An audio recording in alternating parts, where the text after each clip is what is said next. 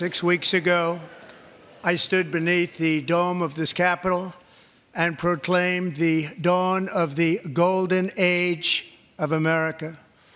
From that moment on, it has been nothing but swift and unrelenting action to usher in the greatest and most successful era in the history of our country. We have accomplished more in 43 days than most administrations accomplished in 4 years or 8 years, and we are just getting started.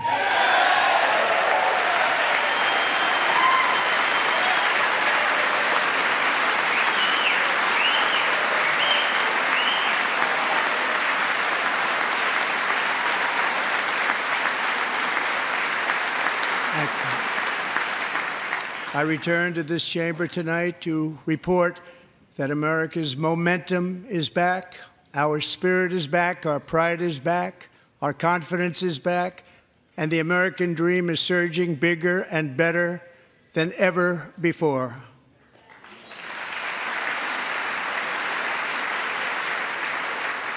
The American dream is unstoppable, and our country is on the verge of a comeback, the likes of which the world has never witnessed and perhaps will never witness again.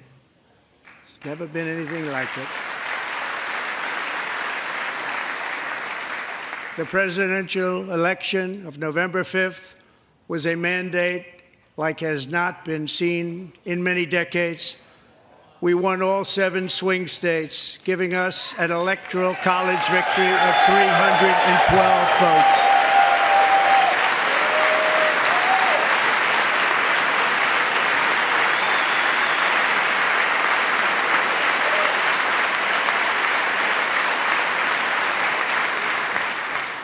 We won the popular vote by big numbers and won counties in our country.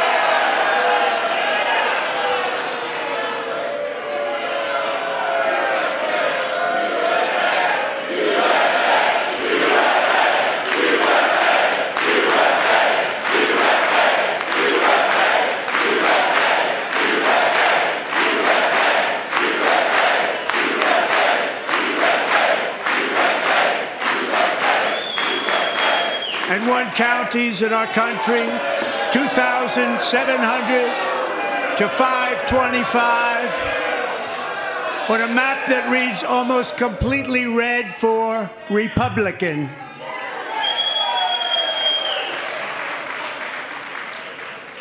Now, for the first time in modern history, more Americans believe that our country is headed in the right direction than the wrong direction. In fact, it's an astonishing record, 27-point swing, the most ever.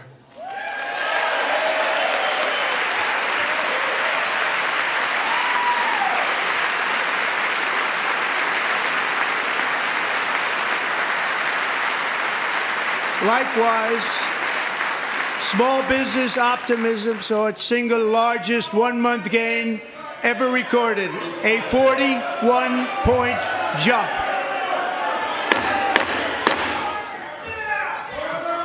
Members are directed to uphold and maintain decorum in the House and to cease any further disruptions. That's your warning.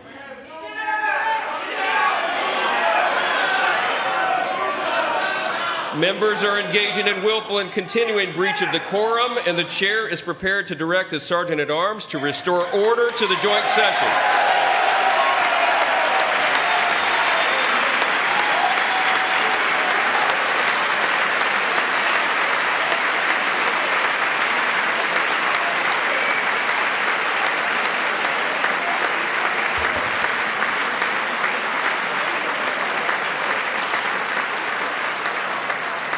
Mr. Green, take your seat. Take your seat, sir. Take your seat. Finding that members continue to engage in willful and concerted disruption of proper decorum, the chair now directs the Sergeant-at-Arms to restore order. Remove this gentleman from the chamber.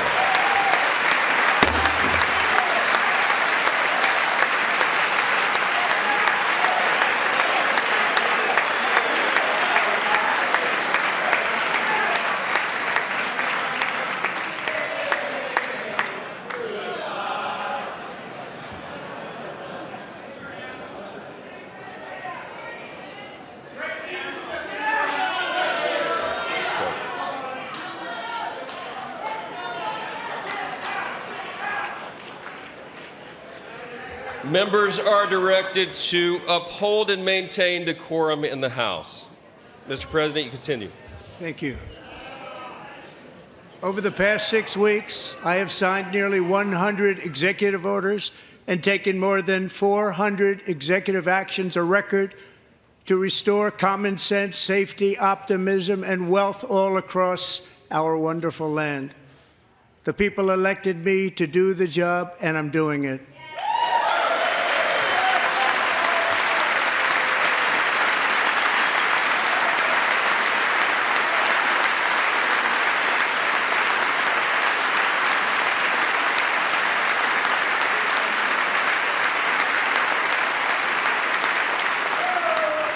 In fact, it has been stated by many that the first month of our presidency, it's our presidency, is the most successful in the history of our nation. By many.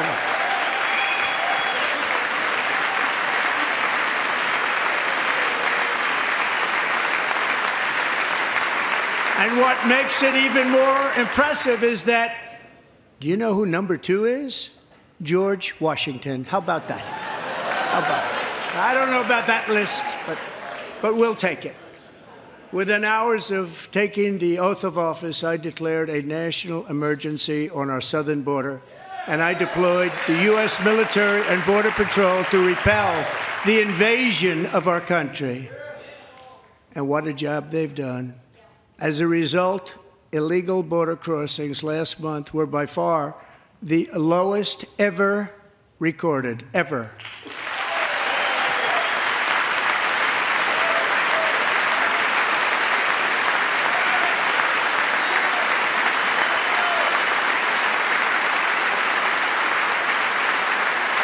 They heard my words and they chose not to come. Much easier that way. In comparison, under Joe Biden, the worst president in American history, there were hundreds of thousands of illegal crossings a month, and virtually all of them, including murderers, drug dealers, gang members, and people from mental institutions and insane asylums, were released into our country. Who would want to do that? This is my 5th such speech to Congress. And once again, I look at the Democrats in front of me, and I realize there is absolutely nothing I can say to make them happy or to make them stand or smile or applaud. Nothing I can do. I could find a cure to the most devastating disease, a disease that would wipe out entire nations, or announce the answers to the greatest economy in history, or the stoppage of crime to the lowest levels ever recorded. And these people sitting right here will not clap, will not stand, and certainly will not cheer for these astronomical achievements. They won't do it, no matter what. Five times I've been up here. It's very sad, and it just shouldn't be this way.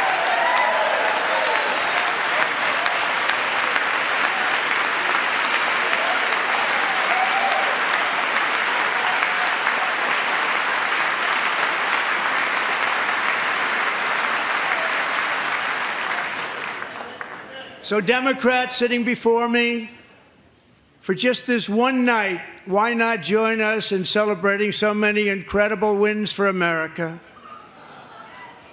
For the good of our nation, let's work together and let's truly make America great again.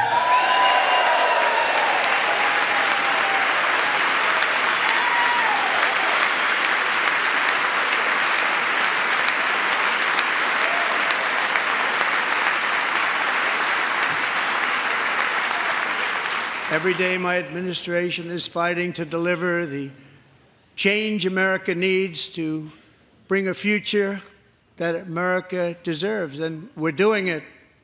This is a time for big dreams and bold action. Upon taking office, I imposed an immediate freeze on all federal hiring, a freeze on all new federal regulations, and a freeze on all foreign aid.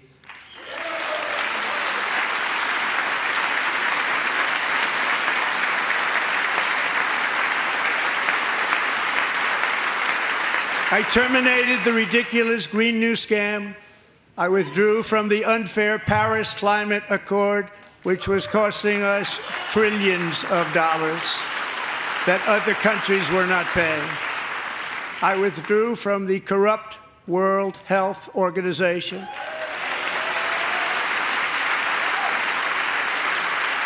And I also withdrew from the anti-American UN Human Rights Council.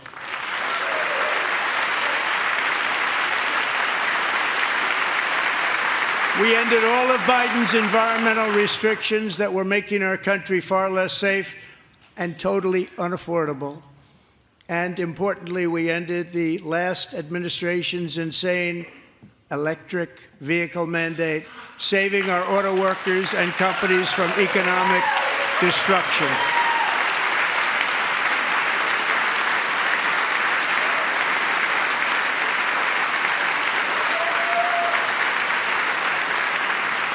To unshackle our economy, I have directed that for every one new regulation, 10 old regulations must be eliminated, just like I did in my very successful first term.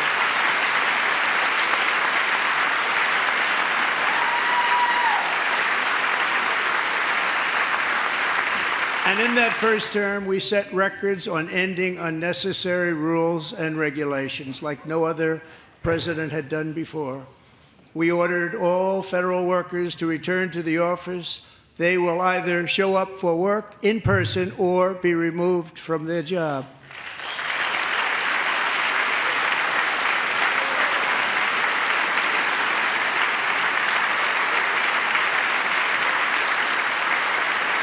And we have ended weaponized government where, as an example, a sitting president is allowed to viciously prosecute his political opponent, like me.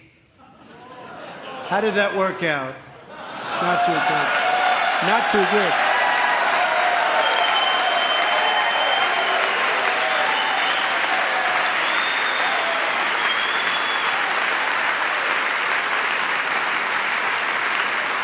And I have stopped all government censorship and brought back free speech in America. It's back.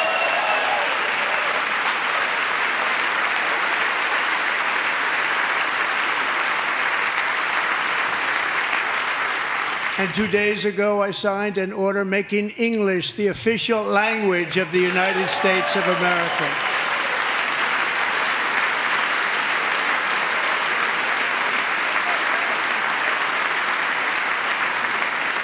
I renamed the Gulf of Mexico the Gulf of America.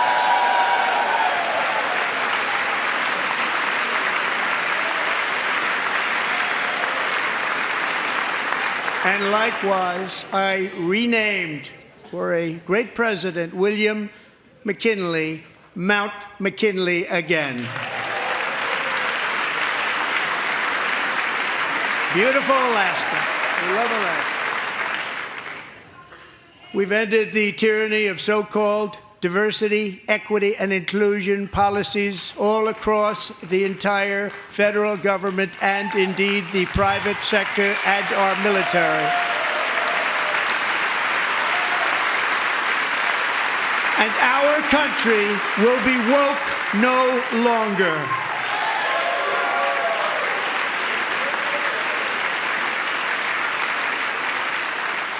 We believe that whether you are a doctor, an accountant, a lawyer, or an air traffic controller, you should be hired and promoted based on skill and competence, not race or gender. Very important.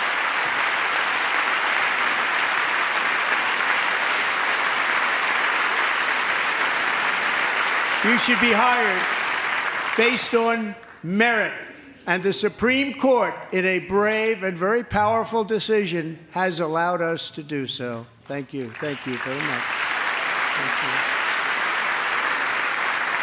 you. We have removed the poison of critical race theory from our public schools, and I signed an order making it the official policy of the United States government that there are only two genders, male and female.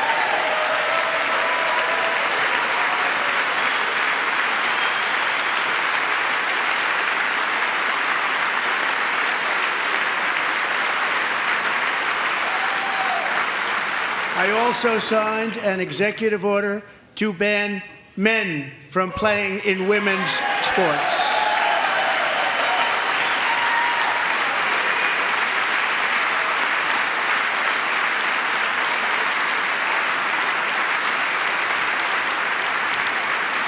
Three years ago, Peyton McNabb was an all-star high school athlete, one of the best, preparing for a future in college sports. But when her girls' volleyball match was invaded by a male, he smashed the ball so hard in Peyton's face, causing traumatic brain injury, partially paralyzing her right side and ending her athletic career. It was a shot like she's never seen before. She's never seen anything like it. Peyton is here tonight in the gallery, and Peyton, from now on, schools will kick the men off the girls' team, or they will lose all federal funding.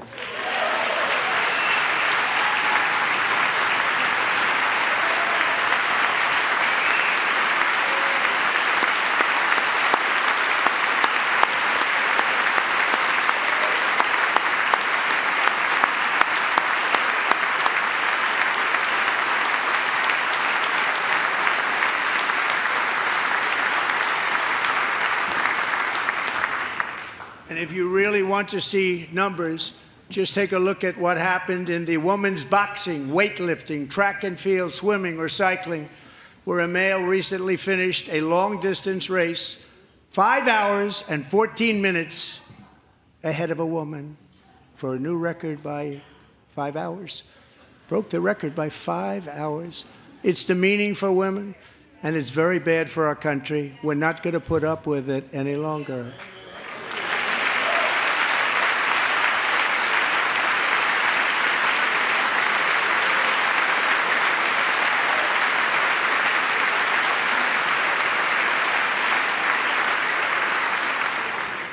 What I have just described is only a small fraction of the common sense revolution that is now, because of us, sweeping the entire world. Common sense has become a common theme, and we will never go back. Never. Never going to let that happen. Among my very highest priorities is to rescue our economy and get dramatic and immediate relief to working families. As you know, we inherited from the last administration an economic catastrophe and an inflation nightmare. Their policies drove up energy prices, pushed up grocery costs, and drove the necessities of life out of reach for millions and millions of Americans. They've never had anything like it. We suffered the worst inflation in 48 years, but perhaps even in the history of our country. They're not sure. As president, I'm fighting every day to reverse this damage and make America affordable again.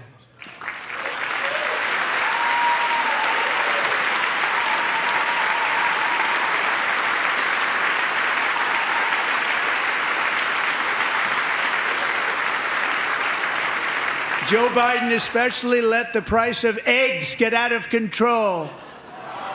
The egg price is out of control, and we're working hard to get it back down. Secretary, do a good job on that. You inherited a total mess from the previous administration. Do a good job.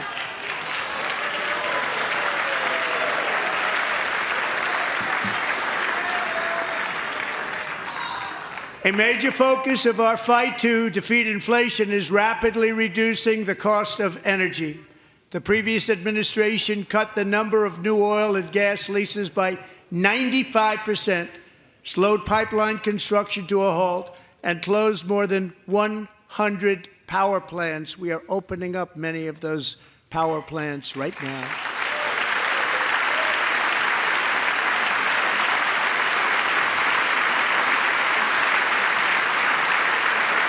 And frankly, we have never seen anything like it. That's why on my first day in office, I declared a national energy emergency.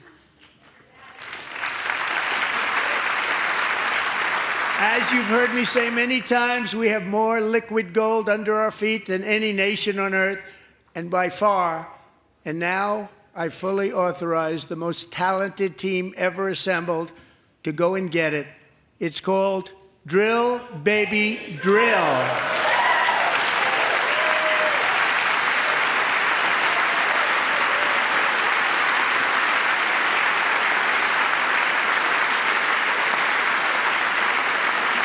My administration is also working on a gigantic natural gas pipeline in Alaska, among the largest in the world, where Japan, South Korea, and other nations want to be our partner with investments of trillions of dollars each. There's never been anything like that one. It will be truly spectacular. It's all set to go. The permitting is gotten. And later this week, I will also take historic action to dramatically expand production of critical minerals and rare earths here in the USA.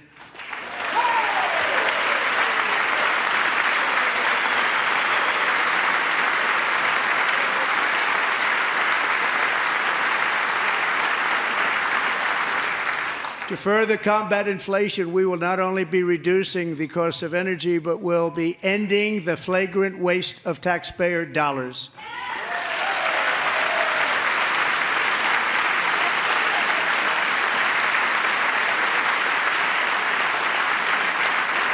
And to that end, I have created the brand new Department of Government Efficiency, DOGE. Perhaps you've heard of it. Perhaps.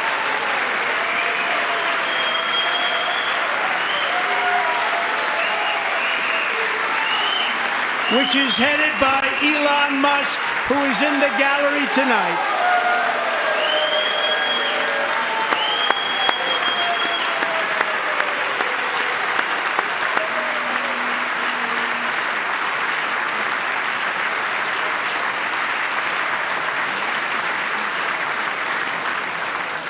Thank you, Elon. He's working very hard. He didn't need this.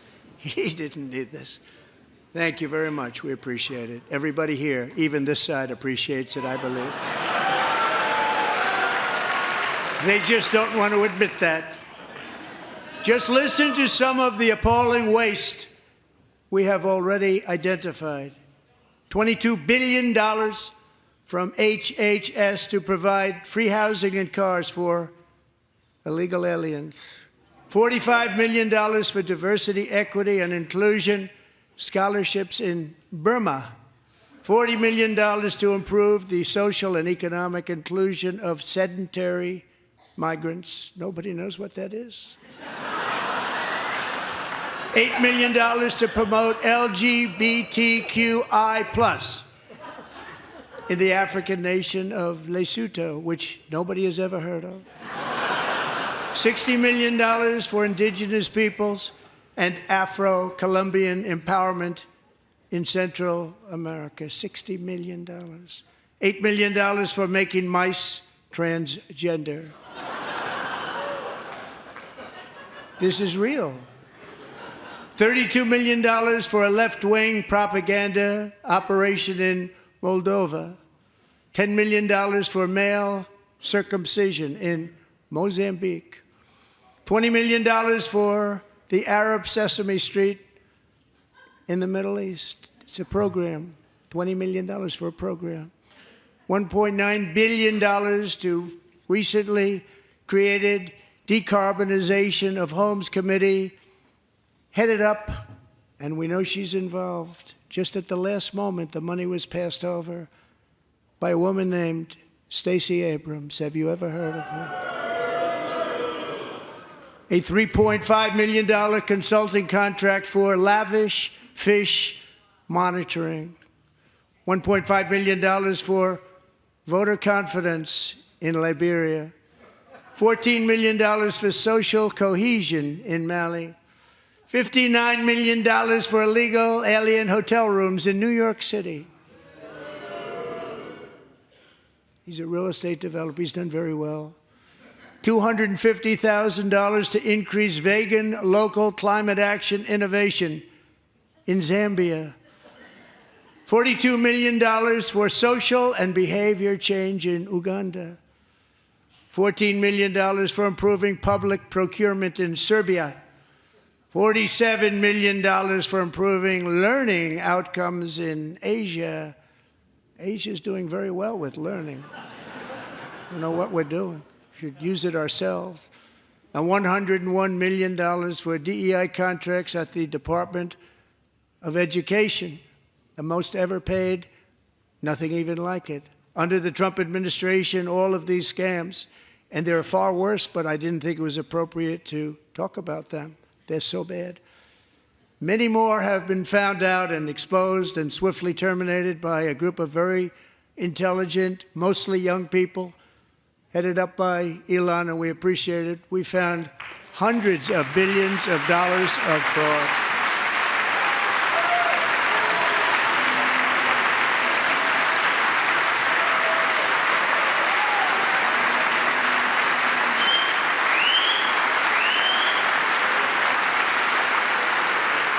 And we've taken back the money and reduced our debt to fight inflation and other things. Taking back a lot of that money. We got it just in time. This is just the beginning. The Government Accountability Office, a federal government office, has estimated annual fraud of over $500 billion in our nation, and we are working very hard to stop it. We're going to. We're also identifying shocking levels of incompetence and probable fraud in the Social Security program for our seniors, and that our seniors and people that we love rely on. Believe it or not, government databases list 4.7 million Social Security members from people aged 100 to 109 years old. It lists 3.6 million people from ages 110 to 119. I don't know any of them. I know some people that are rather elderly, but not quite that elderly. 3.47 million people from ages 120 to 129. 3.9 million people from ages 130 to 139. 3.5 million people from ages 140 to 149. And money is being paid to many of them, and we're searching right now. In fact, Pam, good luck. Good luck. You're going to find it. But a lot of money is paid out to people because it just keeps getting paid, and nobody does, and it really hurts Social Security and hurts our country. 1.3 million people from ages 150 to 159, and over 130,000 people, according to the Social Security databases, are age over 160 years old. We have a healthier country than I thought, Bobby.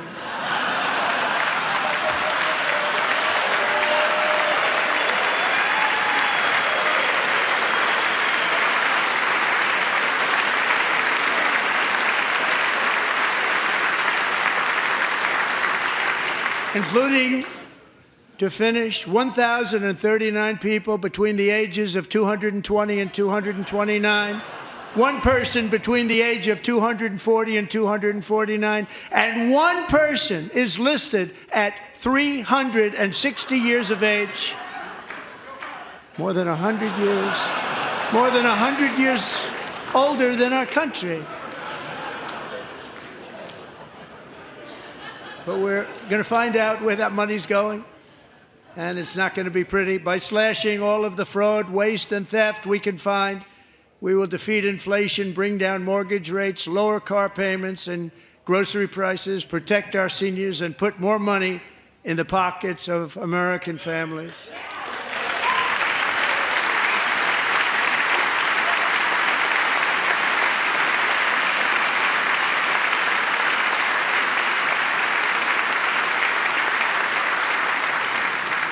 And today, interest rates took a beautiful drop, big, beautiful drop. It's about time. And in the near future, I want to do what has not been done in 24 years, balance the federal budget. We're going to balance it.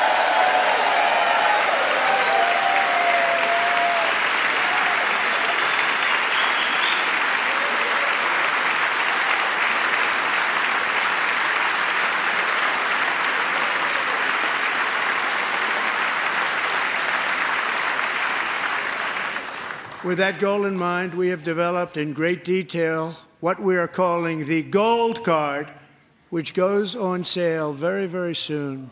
For $5 million, we will allow the most successful job-creating people from all over the world to buy a path to U.S. citizenship. It's like the green card, but better and more sophisticated. And these people will have to pay tax in our country. They won't have to pay tax from where they came. The money that they've made, you wouldn't want to do that, but they have to pay tax, create jobs. They'll also be taking people out of colleges and paying for them so that we can keep them in our country instead of having them being forced out. Number one, at the top school, as an example, being forced out and not being allowed to stay and create tremendous numbers of jobs and great success for a company out there. So while we take out the criminals, killers, traffickers, and child predators who are allowed to enter our country under the open border policy of these people, the Democrats, the Biden administration, the open border insane policies that you've allowed to destroy our country, we will now bring in brilliant, hardworking, job-creating people. They're going to pay a lot of money, and we're going to reduce our debt with that money.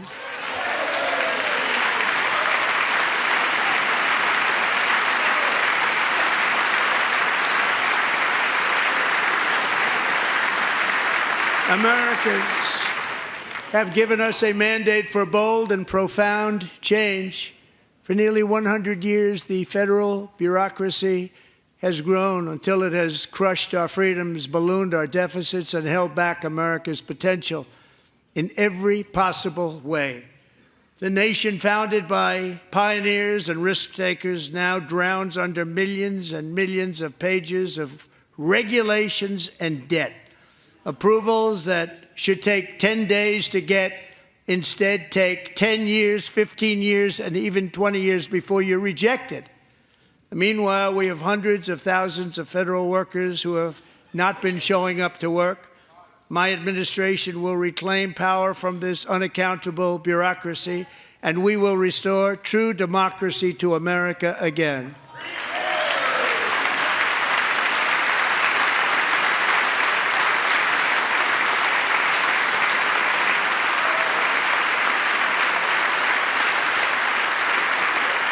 And any federal bureaucrat who resists this change will be removed from office immediately.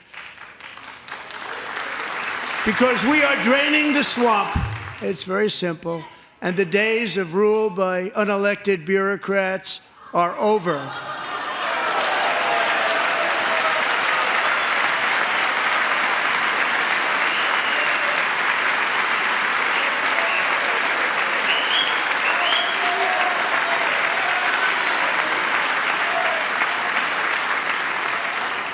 And the next phase of our plan to deliver the greatest economy in history is for this Congress to pass tax cuts for everybody. They're in there. They're waiting for you to vote.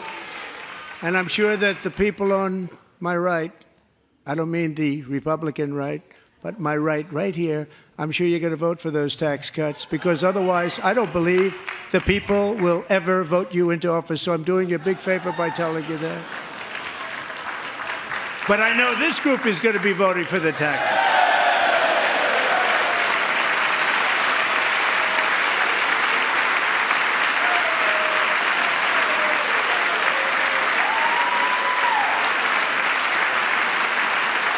Thank you. It's a very, very big part of our plan. We had tremendous success in our first term with it. A very big part of our plan. We're seeking permanent income tax cuts all across the board.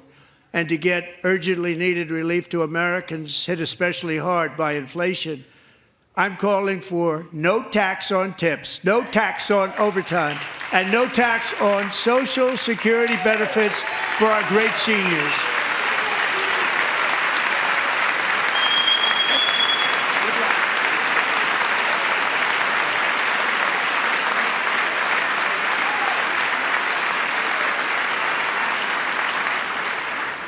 And I also want to make interest payments on car loans tax deductible, but only if the car is made in America.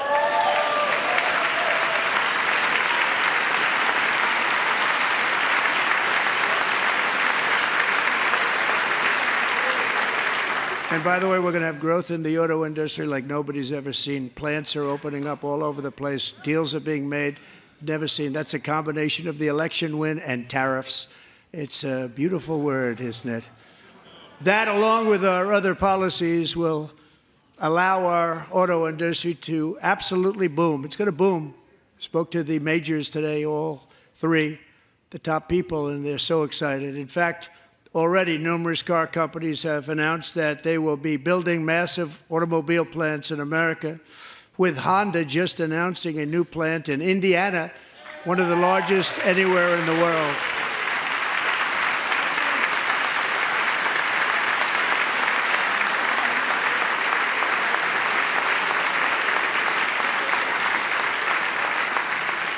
And this has taken place since our great victory on November 5th, a date which will hopefully go down as one of the most important in the history of our country.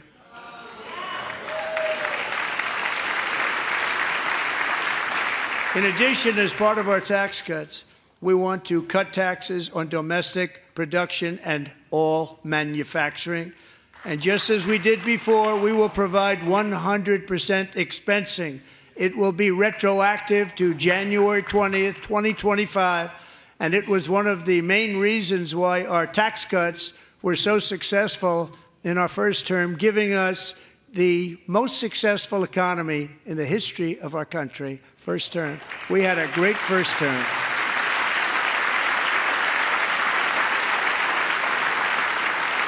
If you don't make your product in America, however, under the Trump administration, you will pay a tariff, and in some cases, a rather large one.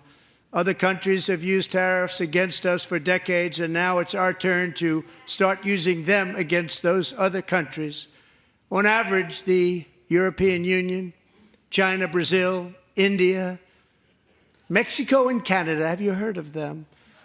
And countless other nations charge us tremendously higher tariffs than we charge them. It's very unfair. India charges us auto tariffs higher than 100%. China's average tariff on our products is twice what we charge them. And South Korea's average tariff is 4 times higher. Think of that, 4 times higher. And we give so much help militarily and in so many other ways to South Korea, but that's what happens. This is happening by friend and foe. This system is not fair to the United States and never was, and so on April 2nd, I wanted to make it April 1st, but I didn't want to be accused of April Fool's Day. That's not, just one day cost us a lot of money. But we're going to do it in April. I'm a very superstitious person. April 2nd, reciprocal tariffs kick in. And whatever they tariff us, other countries, we will tariff them. That's reciprocal, back and forth. Whatever they tax us, we will tax them. If they do non-monetary tariffs to keep us out of their market, then we will do non-monetary barriers to keep them out of our market. There's a lot of that, too. They don't even allow us in their market. We will take in trillions and trillions of dollars and create jobs like we have never seen before. I did it with China, and I did it with others, and the Biden administration couldn't do anything about it because there was so much money they couldn't do anything about it. We have been ripped off for decades by nearly every country on earth, and we will not let that happen any longer.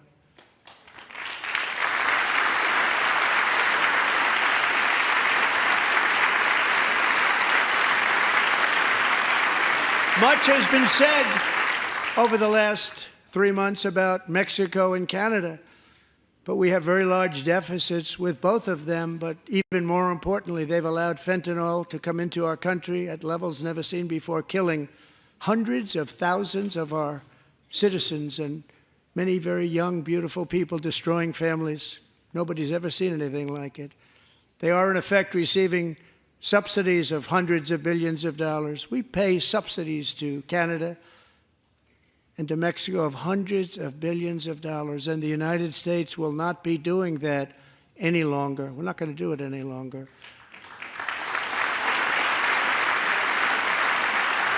Thanks to our America First policies we're putting into place, we have had $1.7 trillion of new investment in America in just the past few weeks. The combination of the election and our economic policies that people of SoftBank, one of the most brilliant anywhere in the world, announced a $200 billion investment. OpenAI and Oracle, Larry Ellison, announced $500 billion investment, which they wouldn't have done if Kamala had won.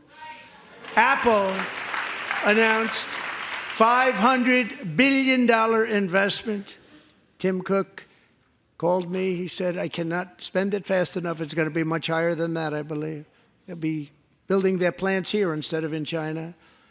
And just yesterday, Taiwan Semiconductor, the biggest in the world, most powerful in the world, has a tremendous amount, 97% of the market, announced a $165 billion investment to build the most powerful chips on earth right here in the USA.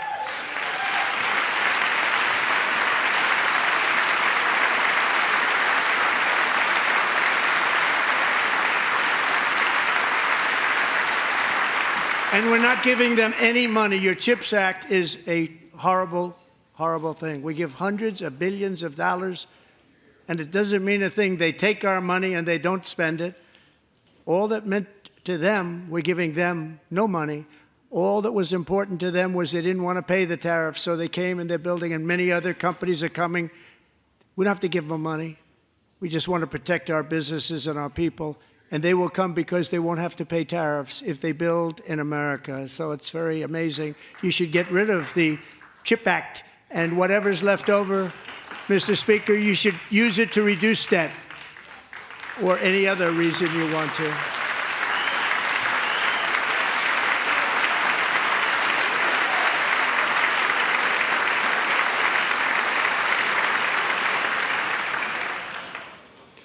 Our new trade policy will also be great for the American farmer. I love the farmer,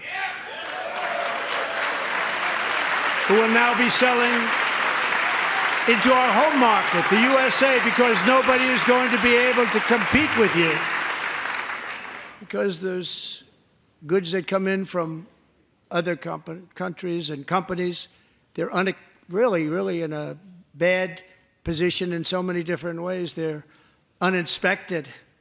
They may be very dirty and disgusting, and they come in and they pour in, and they hurt our American farmers. The tariffs will go on agricultural product coming into America, and our farmers, starting on April 2nd, it may be a little bit of an adjustment period.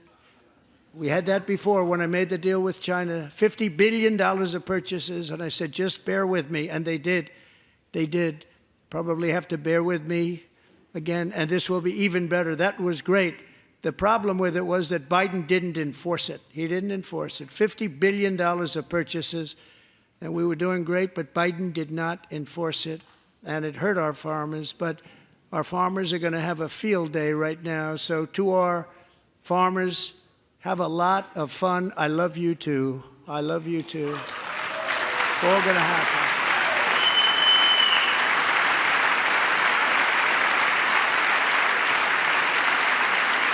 And I have also imposed a 25% tariff on foreign aluminum, copper, lumber, and steel, because if we don't have, as an example, steel and lots of other things, we don't have a military, and frankly, we just won't have a country very long. Here today is a proud American steelworker, fantastic person from Decatur, Alabama, Jeff Denard. Has been working at the same steel plant for 27 years in a job that has allowed him to serve as the captain of his local volunteer fire department, raise 7 children with his beautiful wife, Nicole, and over the years provide a loving home for more than 40 foster children. So great, Jeff.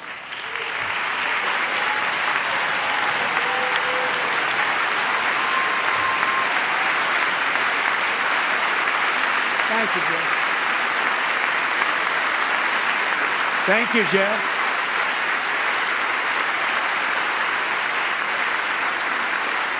Stories like Jeff's remind us that tariffs are not just about protecting American jobs. They're about protecting the soul of our country. Tariffs are about making America rich again and making America great again, and it's happening, and it will happen rather quickly. There'll be a little disturbance, but we're okay with that. It won't be much. No, you're not. Oh. And look where Biden took us, very low, the lowest we've ever been. Jeff, I want to thank you very much. And I also want to recognize another person who has devoted herself to foster care community. She works so hard on it. A very loving person, our magnificent First Lady of the United States.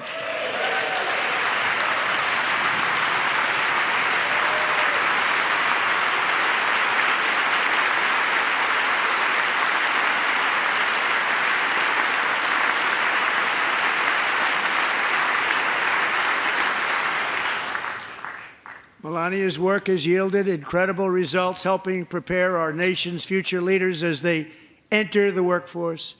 Our First Lady is joined by two impressive young women, very impressive. Haley Ferguson, who benefited from the First Lady's Fostering the Future initiative and is poised to complete her education and become a teacher. And Elliston Berry, who became a victim of an illicit deepfake image produced by a peer.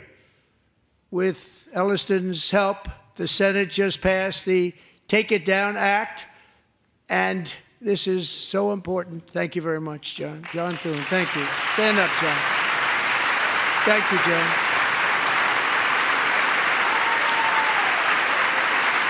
Thank you all very much.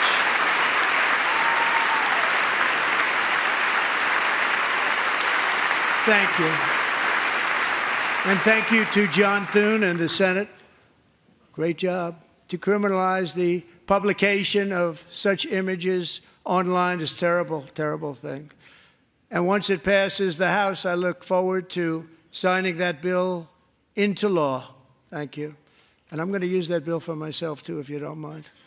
Because nobody gets treated worse than I do online. Nobody. That's great. Thank you very much to the Senate. Thank you.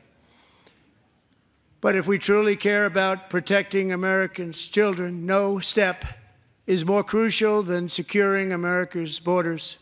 Over the past 4 years, 21 million people poured into the United States. Many of them were murderers, human traffickers, gang members, and other criminals from the streets of dangerous cities all throughout the world.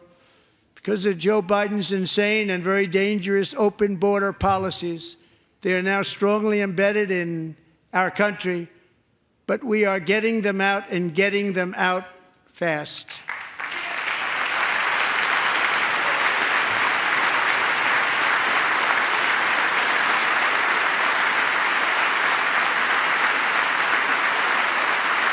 And I want to thank Tom Homan and Christy. I want to thank you and Paul of Border Patrol.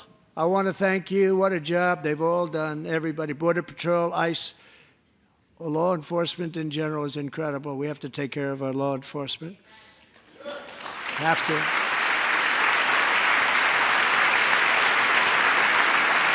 Last year,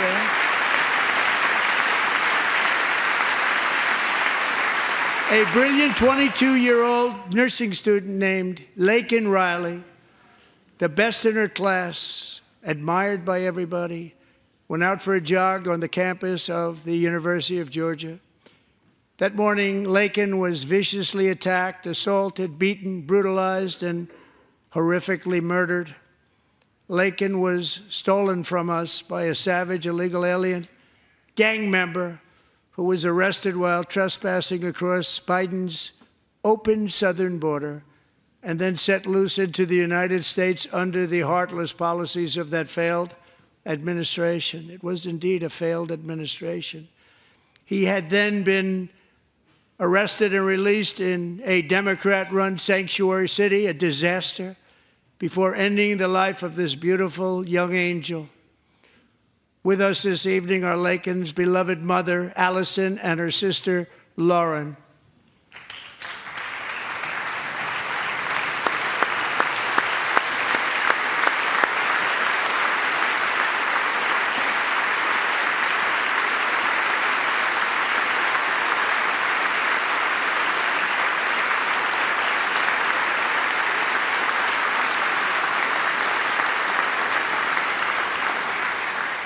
Last year, I told Laken's grieving parents that we would ensure their daughter would not have died in vain.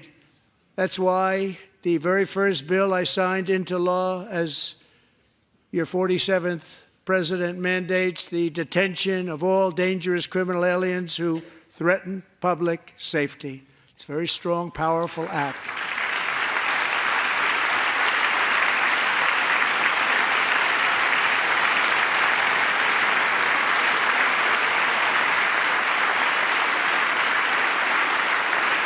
It's called the Laken-Riley Act. So Allison and Lauren, America will never, ever forget our beautiful Laken Hope Riley.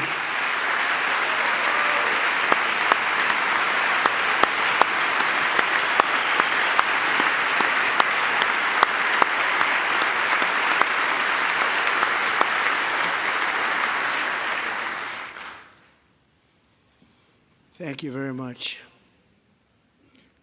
Since taking office, my administration has launched the most sweeping border and immigration crackdown in American history, and we quickly achieved the lowest numbers of illegal border crossers ever recorded. Thank you.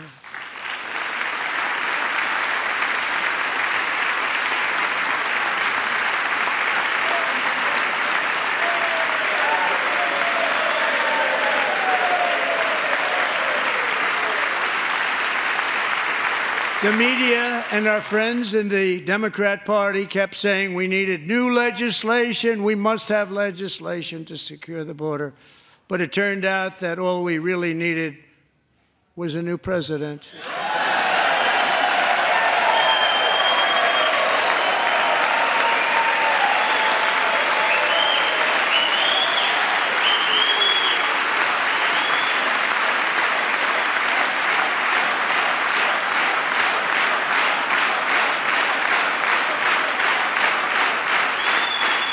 Thank you. Joe Biden didn't just open our borders, he flew illegal aliens over them to overwhelm our schools, hospitals, and communities throughout the country.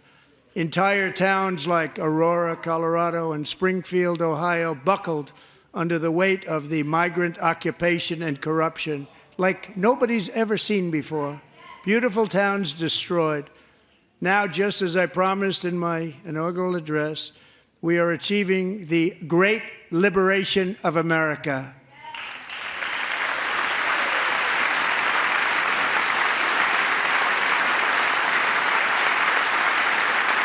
But there still is much work to be done. Here tonight is a woman I have gotten to know, Alexis Nungari from Houston. Wonderful woman. Last June, Alexis's 12-year-old daughter, her precious Jocelyn, walked to a nearby convenience store.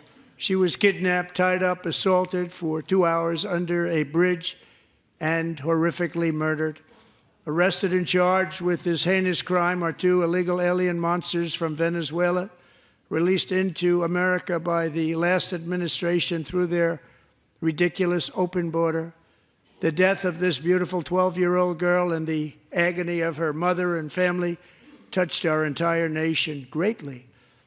Alexis, I promised that we would always remember your daughter, your magnificent daughter, and earlier tonight I signed an order keeping my word to you.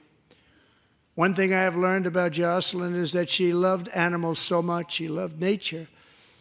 Across Galveston Bay, from where Jocelyn lived in Houston, you will find a magnificent national wildlife refuge, a pristine, peaceful, 34,000-acre sanctuary for all of God's creatures on the edge of the Gulf of America. Alexis, moments ago, I formally renamed that refuge in loving memory of your beautiful daughter, Jocelyn. So, Mr. Vice President, if you would, may I have the order?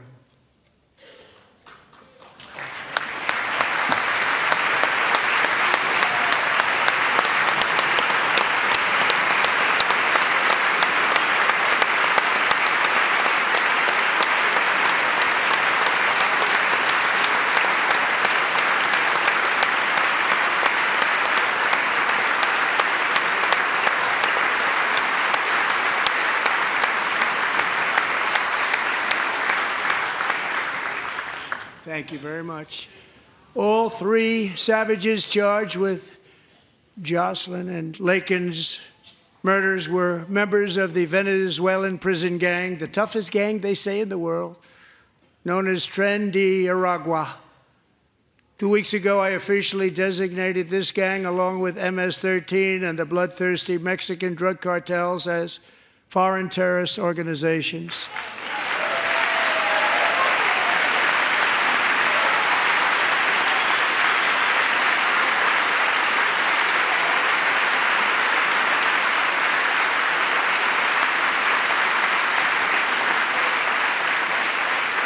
They are now officially in the same category as ISIS, and that's not good for them.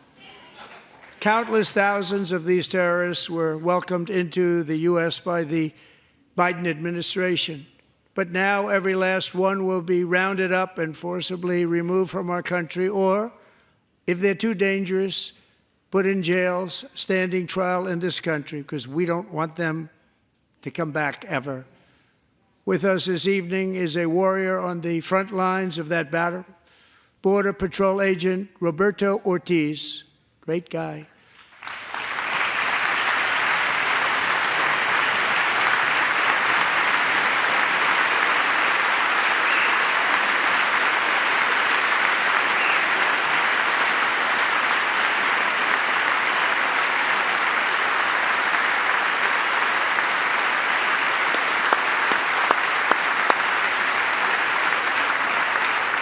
In January, Roberto and another agent were patrolling by the Rio Grande near an area known as Cartel Island. Doesn't sound too nice to me. When heavily armed gunmen started shooting at them, Roberto saw that his partner was totally exposed, at great danger, and he leapt into action, returning fire and providing crucial seconds for his fellow agent to seek safety, just barely. I have some of the prints of that event, and it was not good. Agent Ortiz, we salute you for your great courage and for your line of fire that you took and for the bravery that you showed. We honor you, and we will always honor you. Thank you, Roberto, very much.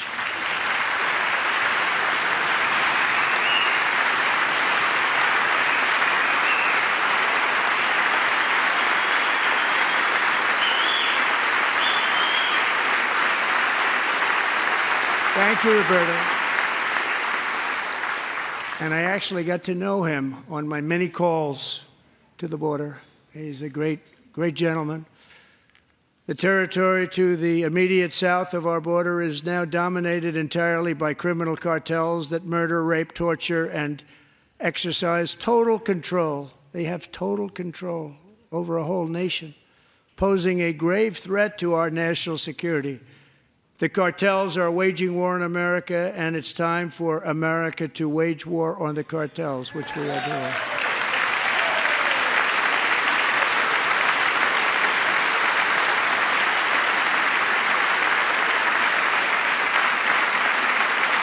Five nights ago, Mexican authorities, because of our tariff policies being imposed on them, think of this, handed over to us 29 of the biggest cartel leaders in their country. That has never happened before. They want to make us happy. First time ever. But we need Mexico and Canada to do much more than they've done, and they have to stop the fentanyl and drugs pouring into the USA. They're going to stop it. I have sent Congress a detailed funding request laying out exactly how we will eliminate these threats to protect our homeland and complete the largest deportation operation in American history, larger even than current record holder President Dwight D. Eisenhower, a moderate man, but someone who believed very strongly in borders. Americans expect Congress to send me this funding without delay so I can sign it into law. So, Mr. Speaker, John Thune, both of you, I hope you're going to be able to do that, Mr. Speaker. Thank you. Mr. Leader, thank you. Thank you very much. And let's get it to me. I'll sign it so fast, you won't even believe it.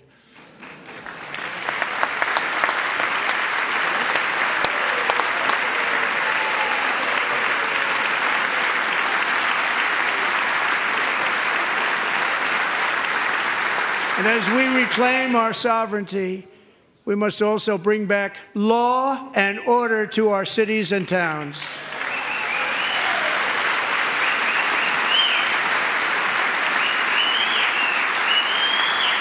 In recent years, our justice system has been turned upside down by radical left lunatics. Many jurisdictions virtually ceased enforcing the law against dangerous repeat offenders while weaponizing law enforcement against political opponents like me. My administration has acted swiftly and decisively to restore fair, equal, and impartial justice under the constitutional rule of law, starting at the FBI and the DOJ. Pam, good luck. Cash, wherever you may be, good luck. Good luck. Pam Bondi, good luck. So important. Going to do a great job. Cash, thank you. Thank you, Cash.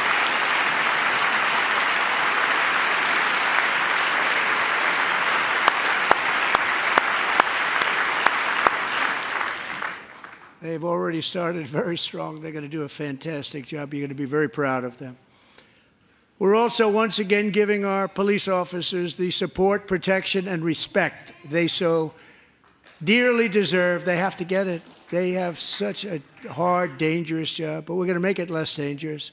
The problem is the bad guys don't respect the law, but they're starting to respect it, and they soon will respect it. This also includes our great fire departments throughout the country. Our firemen and women are unbelievable people, and I will never forget them. And besides that, they voted for me in record numbers, so I have no choice.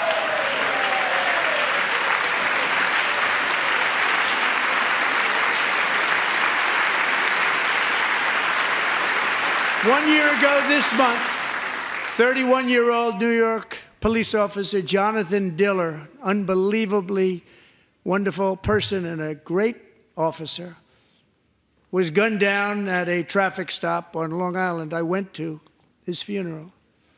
The vicious criminal charged with his murder had 21 prior arrests, and they were rough arrests, too. He was a real bad one. The thug in the seat next to him had 14 prior arrests and went by the name of Killer. He was Killer. He killed other people, they say, a lot of them. I attended Officer Diller's service, and when I met his wife and one-year-old son, Ryan, it was very inspirational, actually. His widow's name is Stephanie, and she is here tonight. Stephanie, thank you very much, Stephanie. Thank you very much.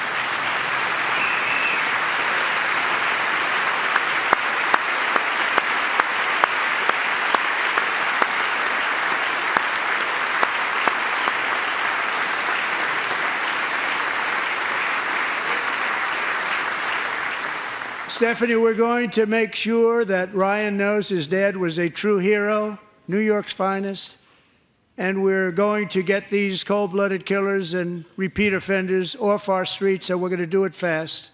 Got to stop it. They get out with 28 arrests. They push people into subway trains. They hit people over the head, back of the head with baseball bats. We got to get them out of here. I've already signed an executive order requiring a mandatory death penalty for anyone who murders a police officer, and tonight I'm asking Congress to pass that policy into permanent law.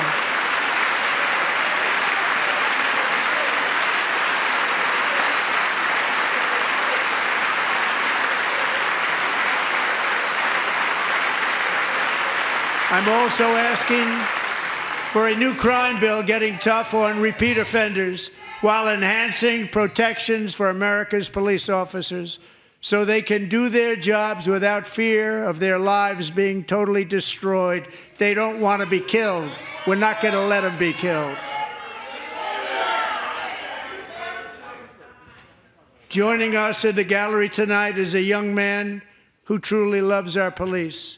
His name is DJ Daniel. He is 13 years old, and he has always dreamed of becoming a police officer.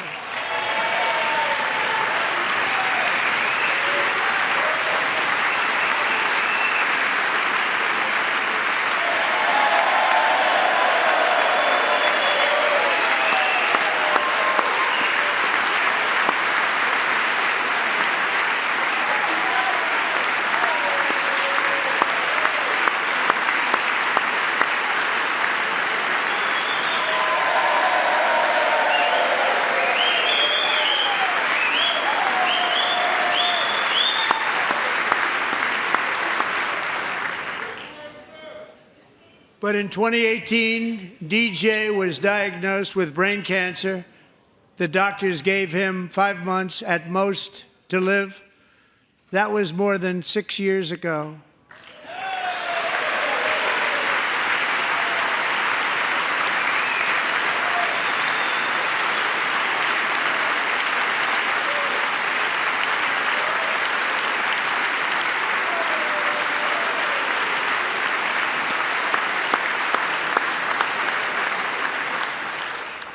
Since that time, DJ and his dad have been on a quest to make his dream come true, and DJ has been sworn in as an honorary law enforcement officer, actually a number of times. The police love him, the police departments love him.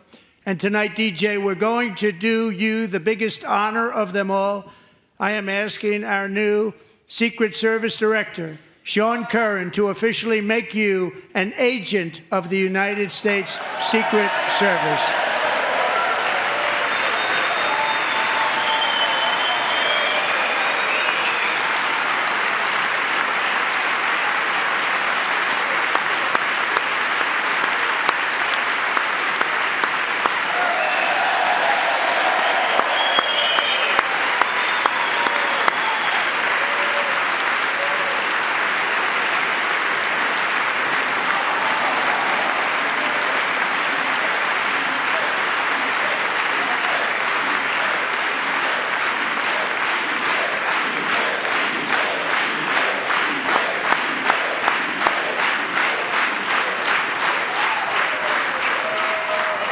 Thank you, DJ. DJ's doctors believe his cancer likely came from a chemical he was exposed to when he was younger. Since 1975, rates of child cancer have increased by more than 40%. Reversing this trend is one of the top priorities for our new Presidential Commission to Make America Healthy Again, chaired by our new Secretary of Health and Human Services, Robert F. Kennedy, Jr.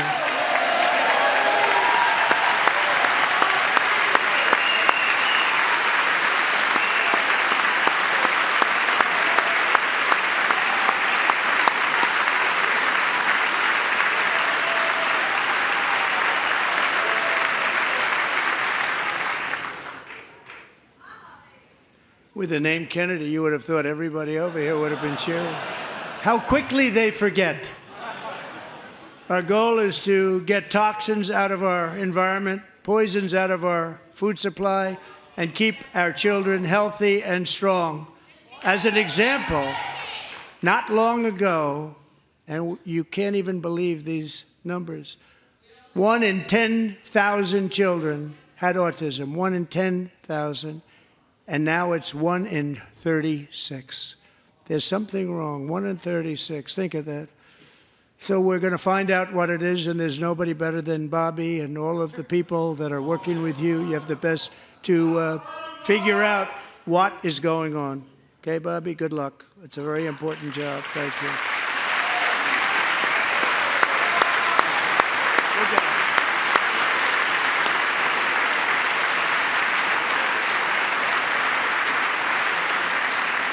Thank you. My administration is also working to protect our children from toxic ideologies in our schools. A few years ago, January Littlejohn and her husband discovered that their daughter's school had secretly socially transitioned their 13-year-old little girl. Teachers and administrators conspired to deceive January and her husband while encouraging her daughter to use a new name and pronouns. They, them pronoun, actually, all without telling January, who is here tonight and is now a courageous advocate against this form of child abuse. January, thank you. Thank you. Thank you very much.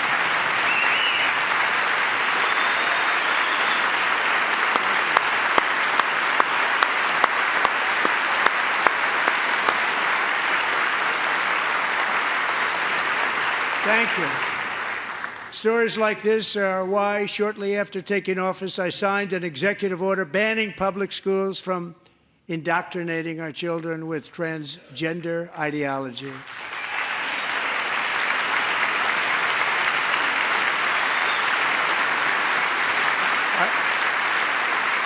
I also signed an order to cut off all taxpayer funding to any institution that engages in the sexual mutilation of our youth.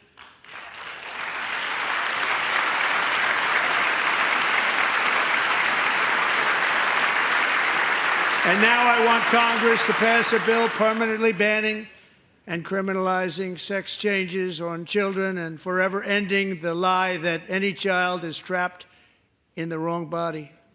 This is a big lie.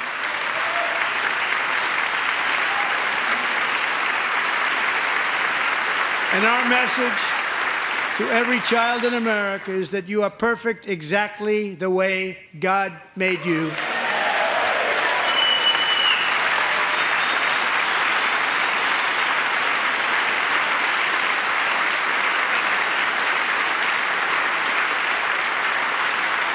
Because we're getting wokeness out of our schools and out of our military, and it's already out, and it's out of our society. We don't want it. Wokeness is trouble. Wokeness is bad. It's gone. It's gone. And we feel so much better for it, don't we? Don't we feel better? Our service members won't be activists and ideologues. They will be fighters and warriors. They will fight for our country. And Pete, congratulations. Secretary of Defense, congratulations.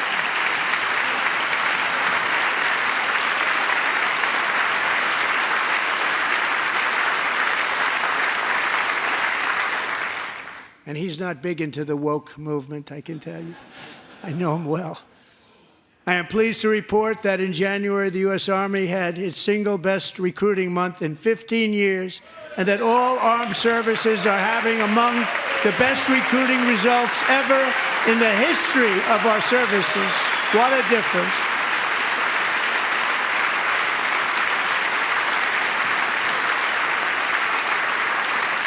And you know, it was just a few months ago where the results were exactly the opposite. We couldn't recruit anywhere. We couldn't recruit.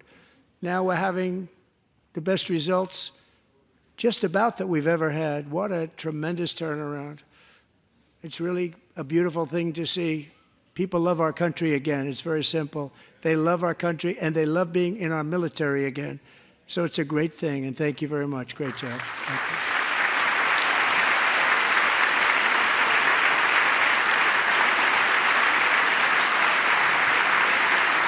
We're joined tonight by a young man, Jason Hartley, who knows the weight of that call of duty.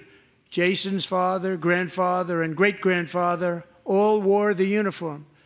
Jason tragically lost his dad, who was also a Los Angeles County Sheriff's deputy when he was just a boy, and now he wants to carry on the family legacy of service. Jason is a senior in high school, a six-letter varsity athlete, a really good athlete, they say, a brilliant student with a 4.46, that's good, GPA. And his greatest dream is to attend the U.S. Military Academy at West Point.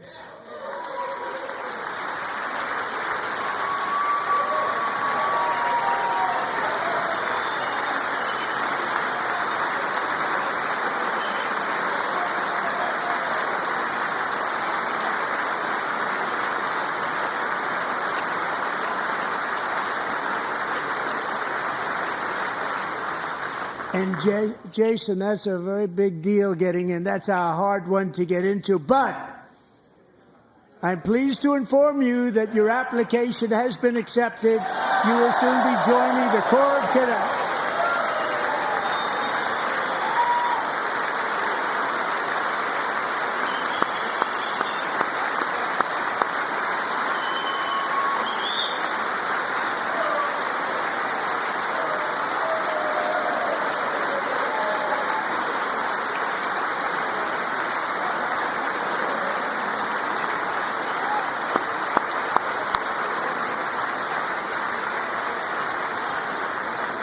Thank you. Jason, you're going to be on the long gray line, Jason. As Commander-in-Chief, my focus is on building the most powerful military of the future. As a first step, I'm asking Congress to fund a state-of-the-art Golden Dome missile defense shield to protect our homeland, all made in the USA.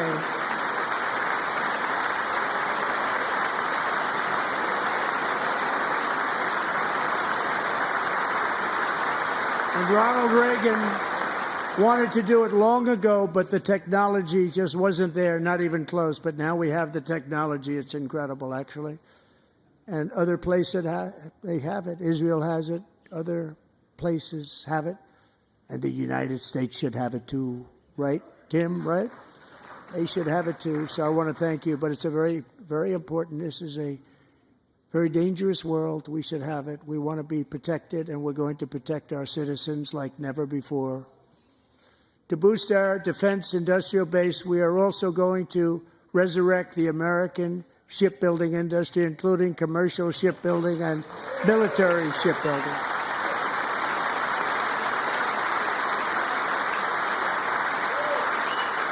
And for that purpose, I am announcing tonight that we will create a new Office of Shipbuilding in the White House and offer special tax incentives to bring this industry home to America where it belongs. We used to make so many ships.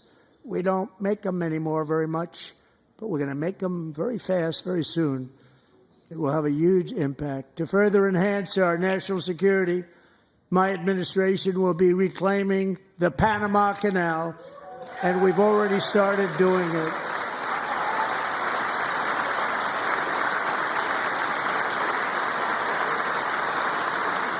Just today, a large American company announced they are buying both ports around the Panama Canal and lots of other things having to do with the Panama Canal and a couple of other canals. The Panama Canal was built by Americans for Americans, not for others, but others could use it. But it was built at tremendous cost of American blood and treasure. 38,000 workers died building the Panama Canal. They died of malaria. They died of snake bites and mosquitoes. Not a nice place to work. They paid them very highly to go there, knowing there was a 25% chance that they would die. The most expensive project also that was ever built in our country's history, if you bring it up to modern day costs. It was given away by the Carter administration for $1. But that agreement has been violated very severely. We didn't give it to China. We gave it to Panama, and we're taking it back.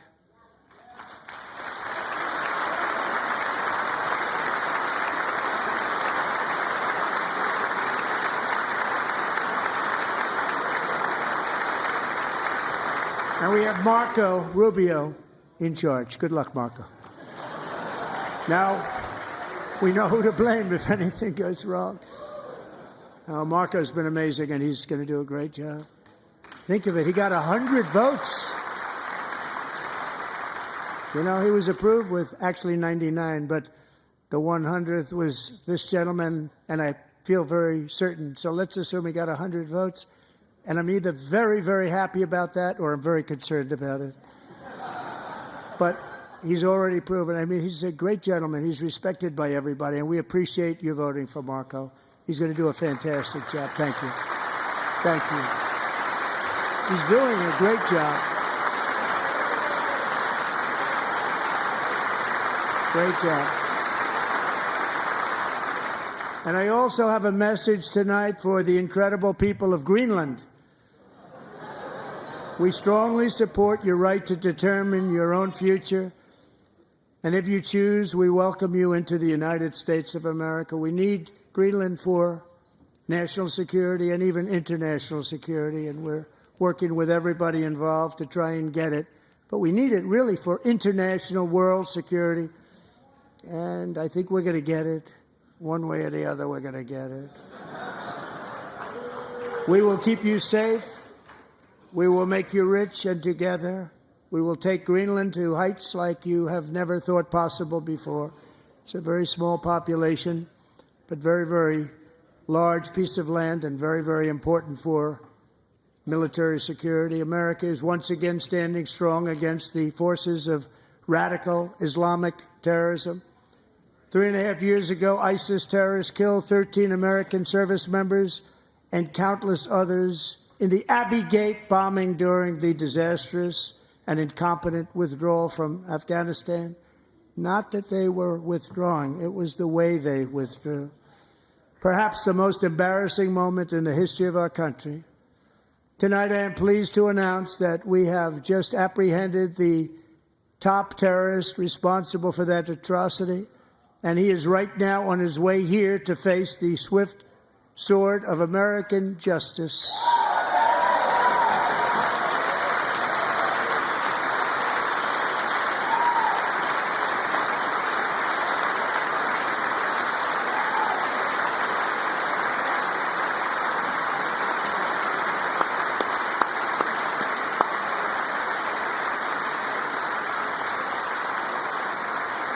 And I want to thank especially the government of Pakistan for helping arrest this monster.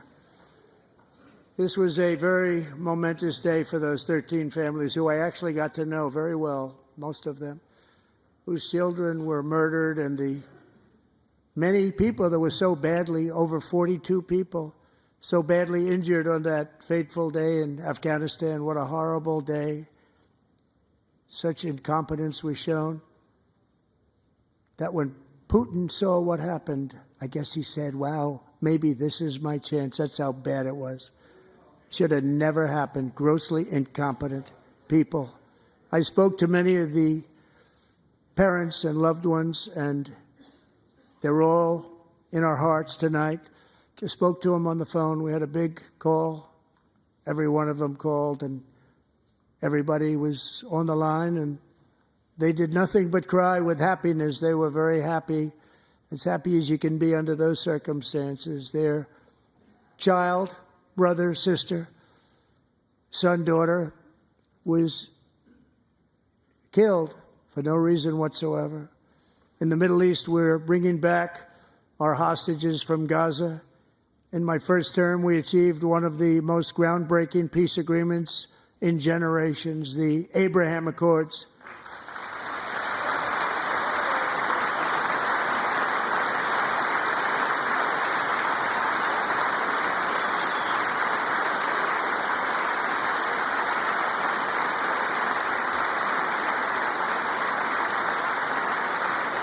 And now we're going to build on that foundation to create a more peaceful and prosperous future for the entire region. A lot of things are happening in the Middle East. People have been talking about that so much lately with everything going on with Ukraine and Russia. But a lot of things are happening in the Middle East. It's a rough neighborhood, actually. I'm also working tirelessly to end the savage conflict in Ukraine. Millions of Ukrainians and Russians have been needlessly killed or wounded in this horrific and brutal conflict with no end in sight. The United States has sent hundreds of billions of dollars to support Ukraine's defense, with no security, with no anything.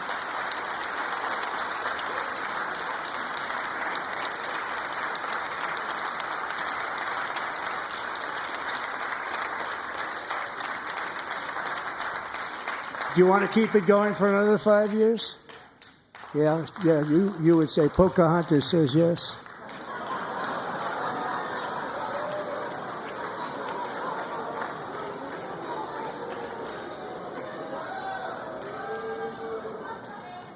$2,000 people are being killed every single week. More than that. They're Russian young people. They're Ukrainian young people. They're not Americans. But I want it to stop. Meanwhile, Europe has sadly spent more money buying Russian oil and gas than they have spent on defending Ukraine, by far. Think of that. They've spent more buying Russian oil and gas than they have defending. And we've spent perhaps $350 billion, like taking candy from a baby. That's what happened. And they've spent $100 billion.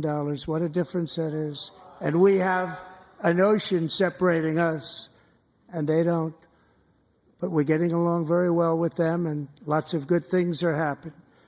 Biden has authorized more money in this fight than Europe has spent by billions and billions of dollars. It's hard to believe that they wouldn't have stopped it and said at some point, come on, let's equalize. You got to be equal to us.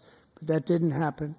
Earlier today, I received an important letter from President Zelensky of Ukraine. The letter reads, Ukraine is ready to come to the negotiating table as soon as possible to bring lasting peace closer. Nobody wants peace more than the Ukrainians, he said. My team and I stand ready to work under President Trump's strong leadership to get a peace that lasts.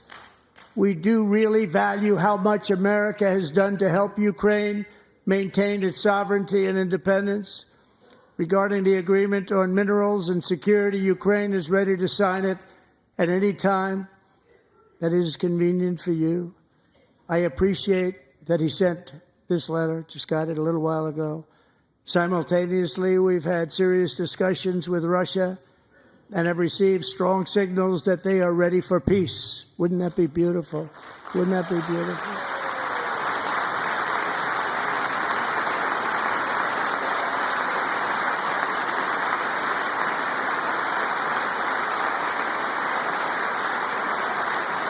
Wouldn't that be beautiful?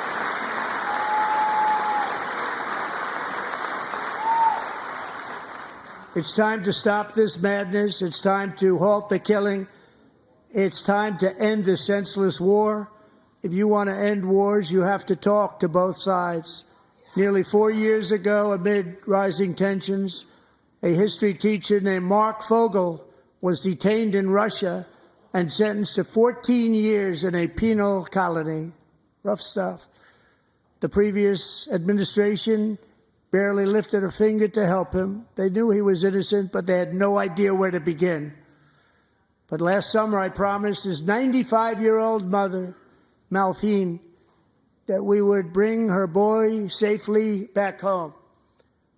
After 22 days in office, I did just that, and they are here tonight.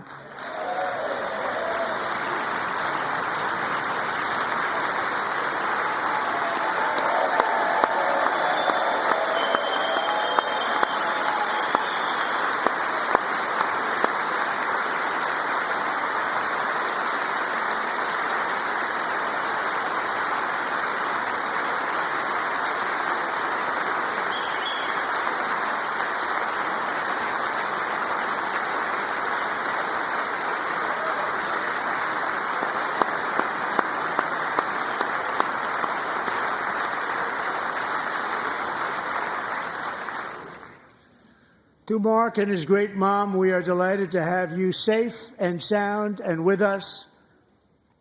As fate would have it, Mark Fogel was born in a small rural town in Butler, Pennsylvania. Have you heard of it? Where his mother has lived for the past 78 years. I just happened to go there last July 13th for a rally. That was not pleasant. And that is where I met his beautiful mom right before I walked onto that stage. And I told her I would not forget what she said about her son. And I never did I? Never forgot. Less than 10 minutes later, at that same rally, gunfire rang out, and a sick and deranged assassin unloaded 8 bullets from his sniper's perch into a crowd of many thousands of people. My life was saved by a fraction of an inch, but some were not so lucky. Corey Comparator was a firefighter, a veteran, a Christian, a husband, a devoted father, and above all, a protector. When the sound of gunshots pierced the air, it was a horrible sound. Corey knew instantly what it was and what to do. He threw himself on top of his wife and daughters and shielded them from the bullets with his own body. Corey was hit really hard. You know the story from there. He sacrificed his life to save theirs. 2 others, very fine people, were also seriously hit. But thankfully, with the help of 2 great country doctors, we thought they were gone and they were saved. So those doctors had great talent. We're joined by Corey's wife, Helen, who was his high school sweetheart, and their two beloved daughters, Allison and Kaylee. Thank you.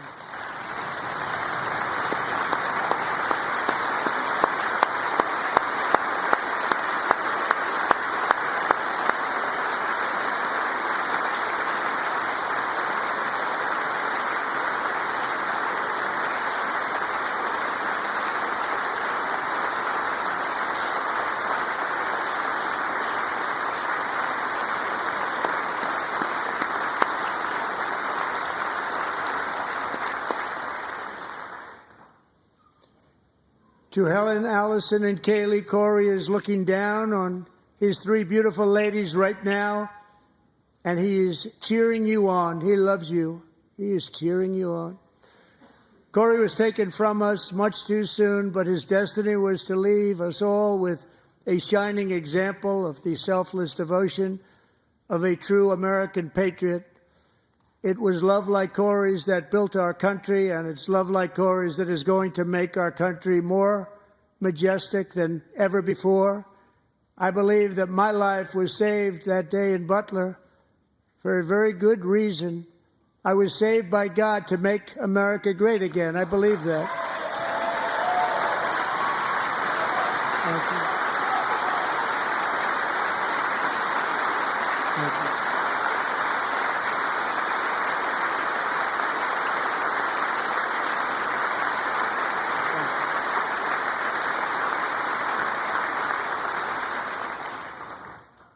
Thank you very much. From the patriots of Lexington and Concord to the heroes of Gettysburg and Normandy, from the warriors who crossed the Delaware to the trailblazers who climbed the Rockies, and from the legends who soared at Kitty Hawk to the astronauts who touched the moon, Americans have always been the people who defied all odds, transcended all dangers, made the most extraordinary sacrifices, and did whatever it took to defend our children, our country, and our freedom. And as we have seen in this chamber tonight, that same strength, faith, love, and spirit is still alive and thriving in the hearts of the American people. Despite the best efforts of those who would try to censor us, silence us, break us, destroy us, Americans are today a proud, free, sovereign, and independent nation that will always be free, and we will fight for it till death. We will never let anything happen to our beloved country, because we are a country of doers, dreamers, fighters, and survivors. Our ancestors crossed a vast ocean, strode into the unknown wilderness, and carved their fortunes from the rock and soil of a perilous and very dangerous frontier. They chased our destiny across a boundless continent. They built the railroads, laid the highways, and graced the world with American marvels like the Empire State Building, the mighty Hoover Dam, and the towering Golden Gate Bridge. They lit the world with electricity, broke free of the force of gravity, fired up the engines of American industry, vanquished the communists, fascists, and Marxists all over the world, and gave us countless modern wonders sculptured out of iron, glass, and steel.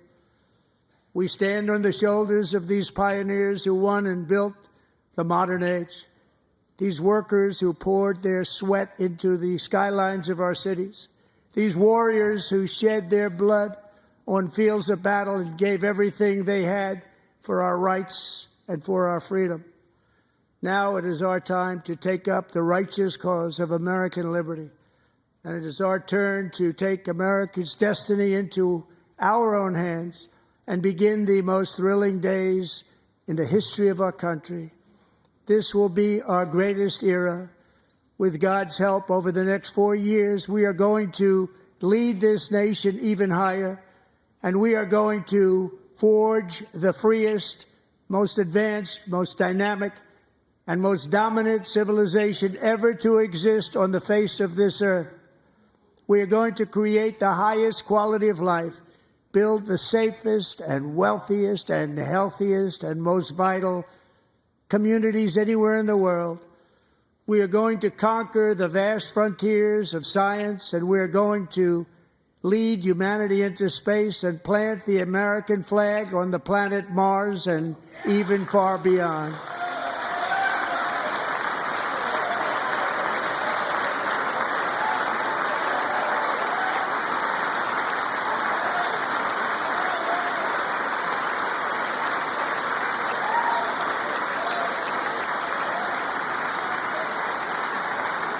And through it all, we are going to rediscover the unstoppable power of the American spirit. And we are going to renew unlimited promise of the American dream. Every single day, we will stand up and we will fight, fight, fight for the country our citizens believe in and for the country our people deserve.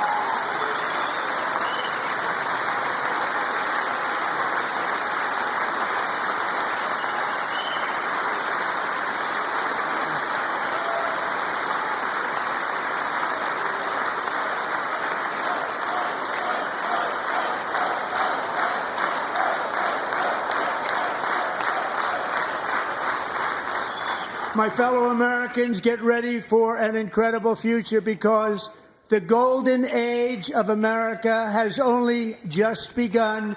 It will be like nothing that has ever been seen before. Thank you, God bless you, and God bless America.